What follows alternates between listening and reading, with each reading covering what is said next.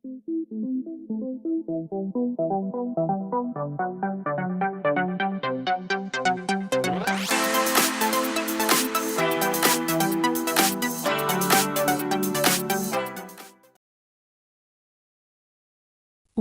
to a new episode of Digital Dialogues.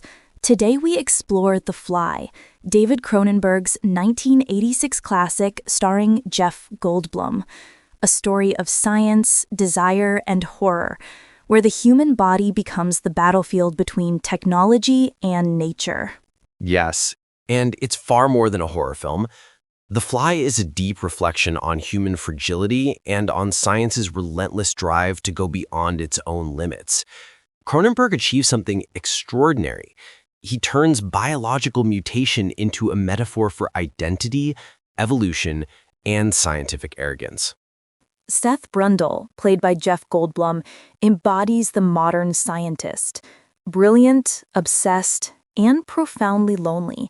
His teleportation project promises to change humanity forever, but when he decides to test the machine on himself and a small fly slips inside, his body begins to merge with the insects'. That's where the real horror begins. Not external fear, but internal terror. Cronenberg doesn't film monsters invading us. He films monsters growing within us. Brundle's transformation is physical, but also spiritual. At first, he believes he's improved himself, evolved, but that evolution soon reveals itself as unstoppable decay. Exactly. In Cronenberg's cinema, the body is never just biology. It's the language of the mind, the mirror of identity. As Brundle's flesh decomposes, his sense of self dissolves too. He feels powerful and terrified at once. And in the middle of this, love, through Veronica, played by Gina Davis, turns into tragedy. That relationship is essential. Veronica loves him, even as his body becomes unrecognizable. But science has replaced the soul.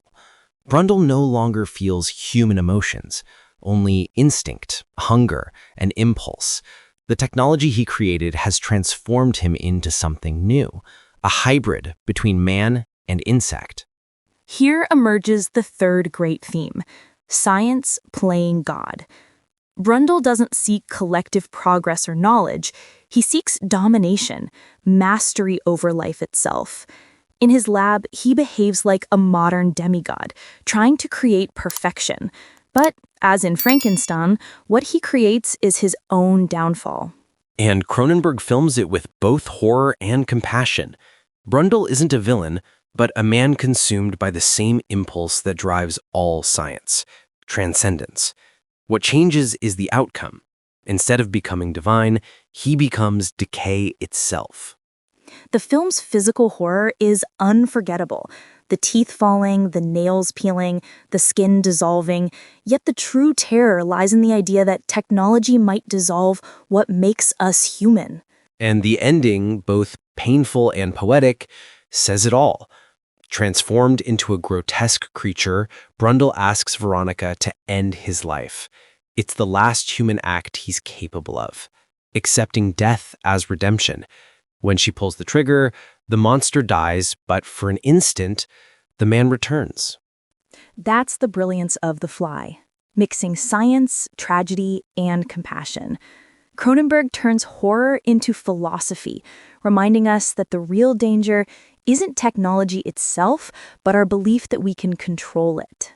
A lesson that feels even more relevant today in the age of biotechnology and artificial intelligence. The Fly reminds us that every advance has its price.